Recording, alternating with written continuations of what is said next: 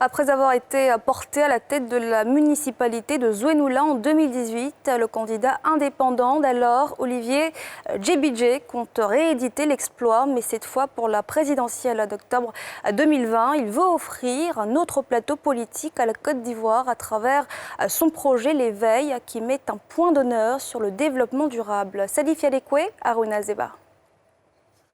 Les Ivoiriens sont appelés aux urnes le 31 octobre 2020 pour élire leur président.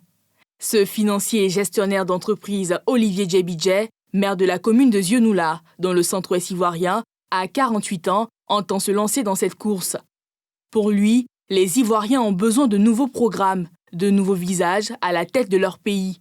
Et vu que personne n'apportait des réponses appropriées aux problèmes auxquels nous sommes confrontés, j'ai décidé d'assumer mes responsabilités. Le principal problème, déjà, c'est l'unité nationale. La Côte d'Ivoire est un pays divisé. Depuis près de 30 ans, la classe politique a clivé la société. Moi, je prône le développement durable de la Côte d'Ivoire par les Ivoiriens, pour les Ivoiriens. Le parrainage citoyen, nouvelle donne dans le processus électoral, est une décision salutaire selon le concepteur du programme de société L'Éveil. Toutefois, des inquiétudes demeurent. Sur le fond, je ne vois pas d'objection. Maintenant, sur le plan opérationnel, nous, comme je vous l'ai dit, moi je privilégie les contacts humains.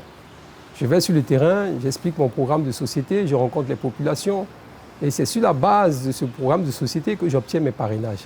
Certaines personnes achètent des parrainages, ils mettent beaucoup d'argent sur le terrain. Et finalement, ce n'est plus le projet de société qui guide le choix de nos concitoyens, mais les moyens financiers. Et ça, c'est malheureux. Face au regain de la violence observée ces derniers jours, il en appelle à une plus grande responsabilité des Ivoiriens. J'appelle à la conscience de chacun d'entre nous, de chaque Ivoirien, de bien réfléchir et de bien analyser les raisons pour lesquelles il s'adonne à ce type de manifestation. Nous tous, on déplore la situation. Moi, je ne suis pas particulièrement d'accord avec le fait que Bédié se présente. Je ne suis pas d'accord avec le fait qu'Alassane se présente. Dans ce taux de quartier général du candidat dans la commune de Cocody, une dizaine de jeunes s'activent. Ils ont pour la plupart adhéré au projet de société de ce candidat indépendant. Olivier Djebidje sait que la marche sera longue. Il motive ses troupes, convaincus de son projet. Le changement, c'est pour maintenant.